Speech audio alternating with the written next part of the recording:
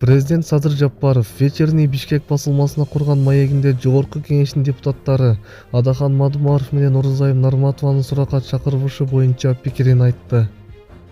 Мамлекет башчы Адахан Мадумаров менен Орунзайым Нарматованы кескин сындап, коррупция жана башка темаларда элге акыл үйрөтөрдөн мурда өзүң таза болушуң керек деп жооп берген. Өздөрү кылмыш кылып коюп, анан эмнеге камчы экөөбүздү коркутушат? Же 2009-жылы Мадумаровду камчы экөөбүз колунан жетелеп барып жер бердикпи? Же 2013-жылы Жамуудан Орунзайымга камчы экөөбүз жасалма диплом алып бердикпи? Колуң менен кылганды мойнуң менен тарт дейт Кыргызда, деди президент Садыр Жапаров. Президент Садыр Жапаров Мадумаров жөнүндө кенен токтолуп, Баткендеги 4 көчө тилкеси боюнча ал кол койгон протоколду чыккынчылык деп атады. Маалымат булагы, маалымат KG.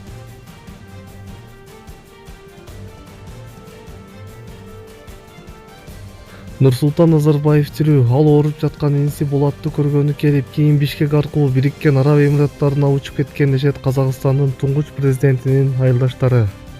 Бул тууралуу маалыматты Московский Комсомолец газетасы Казакстандын туңгуч президентинин туулган айылы Алматыга жакын Шамалганга барып даярдаган макаласында жазды. Айылдаштардын айтымында эл башы туулган айылында 2-3 январь күндөрүндө болуп, кийин Кыргызстан аркылуу Бириккен Араб Эмираттарына учкан. Нурсултан Назарбаев бул жака жаңы жылдан кийин ооруп жаткан инисин көргөнү келген.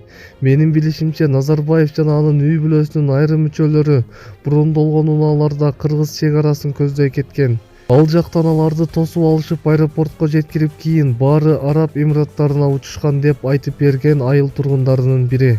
Анын билдиришинче, Казакстандын туңгуч президентине Кыргызстандын президенти Садыр Жапаров жардам берген болушу мүмкүн.